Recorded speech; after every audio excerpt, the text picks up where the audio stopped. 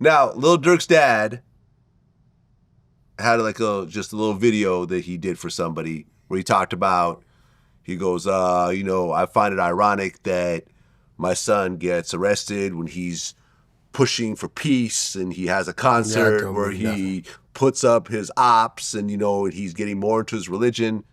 I leave all legal issues to the lawyers to break that thing, what's dealing with that, the legal issues behind it.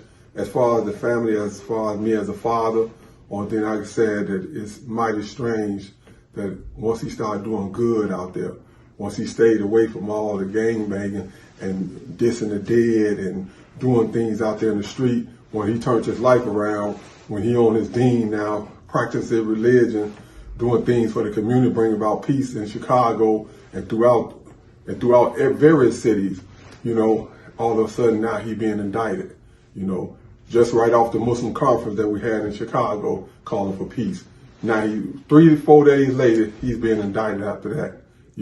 When he put up on his concert, all the people that got killed in Chicago, showing that this is not what it's about again, he get indicted. But now he's being indicted for that. So look at the bigger picture here. Look at what the government trying to do. They always got their whole thing is you doing wrong, you doing bad, then that's good for them because that fill up the prisons. But when you start doing right and telling people to stop doing wrong, then all of a sudden you're an enemy to them and they have to lock you up.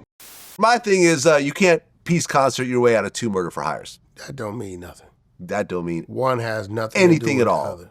Right. It if really that's doesn't the case, matter. Boy, like, okay, well, shit.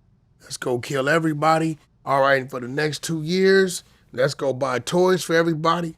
Turkeys on Thanksgiving.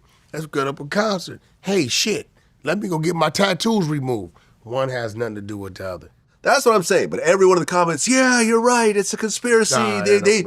They waited until he was positive to arrest him. Like, no, there's 2 murder for hires. Talk to the families of the murdered victims. There you go. Talk to Lil Pop's family and see how they feel about those concerts. That's real. Do you do concerts for Lil Pop's family? Even if he did, I think one has nothing to do with that. I tell people that. Like, bro, that doesn't mean anything. Now, if you want to subconsciously brainwash yourself to say, I'm giving my life to Islam, I'm going to do concerts, and bring out the ops and bring them together, and I don't see nothing, and I particularly don't trip off the book, in the Bible, that even says, if you do all these things, I'm going to forgive you. You just simply yourself have to ask for forgiveness. And unfortunately, the federal government and law enforcement and our judicial system, right, they have another book. That's their Bible. And it has penal codes in it, right? And under these penal codes, they have what you got called statute of limitations. Now, here goes the thing, Vlad. Let me ask you a question, because you mentioned statute of limitations. What's the statute of limitation for murder? There is no statute. There it goes. Yeah. Right? So that means if they ever find out, yeah, I saw this one 80-year-old dude a couple years ago. Whitey Bulger. No, not Whitey. They caught him down here. But it took him like, what, 40 years to find him? It was this other 80-year-old dude. He committed some murders like 55 years ago. And they was able to figure it out if it was DNA, whatever. And they came and cuffed him. Mm-hmm. Yeah. That's it. Yeah. Luckily, he didn't have a peace concert because that would have gotten him out of that, though. Yeah, you know what I'm saying?